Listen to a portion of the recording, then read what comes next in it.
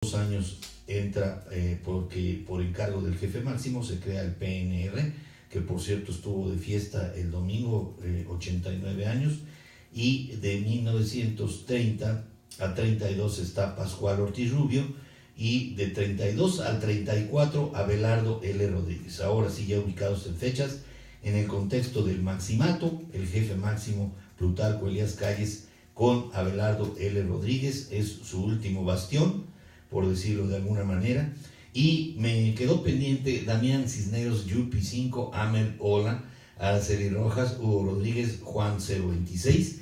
Estoy hablando del final de Abelardo Rodríguez. Ya no voy a platicarles todo el desarrollo de su gestión.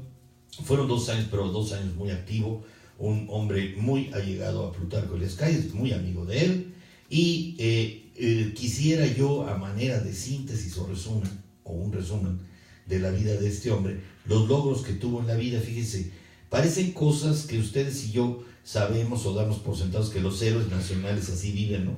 Como que muchas veces se victimizan para decir que vienen de una clase pobre, pero este hombre sí verdaderamente era muy pobre. ¿Saben ustedes que nació tan pobre que usaba zapatos solo los domingos para ir a misa? O sea, ¿cuál de ustedes, quiénes de nosotros pensaríamos en una pobreza tal que no tuviéramos zapatos más que para usarlos el domingo, porque si los usábamos diarios se gastaban y ya no tenía otros? Y logró llegar al grado de general de división, secretario de Guerra y Marina, secretario de Industria y Comercio, secretario del Trabajo, gobernador del territorio norte de Baja California y del estado de Sonora, y llegó a ser presidente de la República, ya dijimos provisional, el último periodo de lo que fue el maximato, de prácticamente 32 al 34, Abelardo L. Rodríguez. De niño trabajó en una ferretería de sus hermanos, en donde aprendió a hablar inglés, fíjense, y solo tuvo educación hasta el 4º de primaria. Entró y escaló rápidamente dentro de las Fuerzas Armadas por su carácter, inteligencia y valentía. El gobierno federal lo nombró representante en el territorio de Baja California, inició más de 80 empresas, participó en 126 empresas, impulsó y fue un gran promotor en la educación, ayudando a formar la Universidad Autónoma de México, fomentó misiones culturales para educar a los pobres, formó la Fundación Esposos Rodríguez para becas para la educación de los jóvenes, que todavía está vigente. En la industria financiera creó la Nacional Financiera, el Consejo Nacional de Economía, fundó el Banco del Pacífico, Banco Mexicano, el Banco Mexicano del Occidente y Crédito Central Mexicano.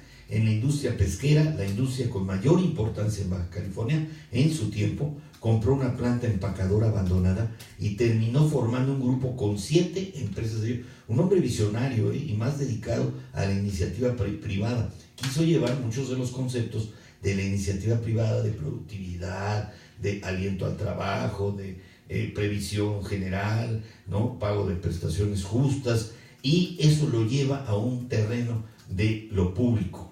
Compró esta planta, ya les decía, formó con 7 empresas un grupo, formó Astilleros Rodríguez, cuyo legado es hoy el astillero con mayor importancia en México, en Ensenada. En la agricultura se dedicó a aumentar la economía nacional por medio de la creación de fuentes de trabajo y desarrollo de la industria. Primero en México en haber repartido utilidades a sus empleados y trabajadores. Ahí lo tienen, les digo, de lo público, ya tomando como base o fuente, realiza cambios importantes, pero la fuente principal era su trabajo en la iniciativa privada, porque era un gran promotor, y no nada más eso, sino consolidaba empresas, o empresas quebradas las hacía funcionar. Entonces es un gran administrador. Ahora que estamos tocando los temas de administración, mi querido David, es un buen ejemplo de lo que hace un administrador: armonizar en su tiempo, en su medida, en su forma, estas industrias en lo particular y llevarlas al ámbito de lo general, en lo público.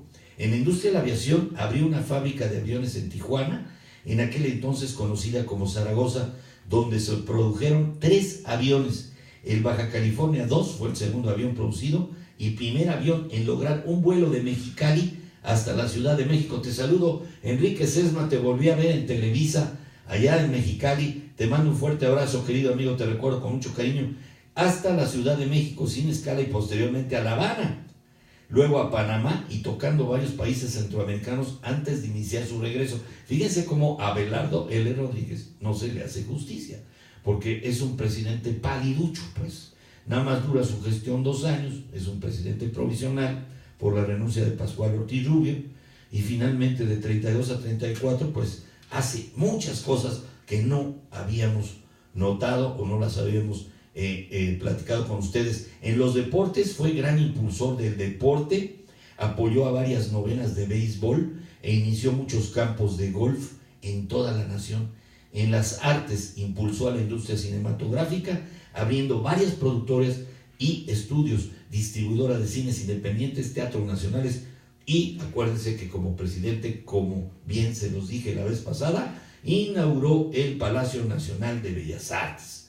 Acuérdense que fue, ya como resumen, presidente de los Estados Unidos Mexicanos del 32 al 34, gobernador del estado de Sonora del 43 al 48, secretario de Guerra y Marina de México en el 32, secretario de Industria, Comercio y Trabajo de México en el 32, y gobernó al territorio de Baja California del 23 al 29. Ahí tienen al gran Abelardo L. Rodríguez, desaparecido por allá en la época de los 60, pues era yo todavía muy pequeño para acordarme de esa muerte. Tengo más presente a López Mateos, tengo más presente a Luis Cortines. Él fallece el 13 de febrero en 1967 en La Joya, Estados Unidos. Y bueno, en este clima pues de armonización de la producción, de buscar la ventaja en la tierra, en la pesca, más allá llevando una industria pues ya floreciente en el terreno de la pesca y de pues el procesamiento de los peces y de la alimentación o alimentos procesados para la alimentación nacional, surgiendo de allá del terreno de Baja California, de Ensenada, de toda esta zona que todavía es muy rica. Pues ahí tenemos a en este grupo de destacados hombres del norte, a el hombre que, si ustedes tienen 3 referencias que les pueda dar: nacionalización de los ferrocarriles, tenemos la expropiación petrolera en 1978 y las bases creadoras de la Comisión Federal de Electricidad. Si yo les digo que la CTM empieza a tener efectos muy fuertes con Fidel Velázquez, si les digo que fue creador de la Confederación Nacional Campesina y que le dijo a Morones, junto con el jefe máximo de la revolución, acuérdense que Morones era el brazo fuerte de Plutarco Elías Calles, porque Morones llevaba el movimiento obrero, y que lo hereda de Fidel Velázquez, igual que cachabotos como Luis Napoleón Morones en la época de Plutarco Elías Calles. Así fue Fidel Velázquez todavía hasta la época de Ernesto Zedillo Ponce de León. Vamos a ver por qué esta estructura, por qué esta columna vertebral, Lázaro Cárdenas del Río se la encuentra como una oportunidad económica. Y fíjense que sin querer queriendo, como diría un personaje de la televisión, que todavía a las 3 de la tarde me permito verlos a veces, el Chavo, sin querer queriendo, Lázaro Cárdenas del Río se encuentra con un festín político impresionante. Le cambia el nombre al Partido Nacional Revolucionario, lo vuelve el PRM y transforma a este país, ahora sí, en un presidencialismo casi a ultranza, conocido como el Chamaco, como el Mudo y como el Tata Lázaro.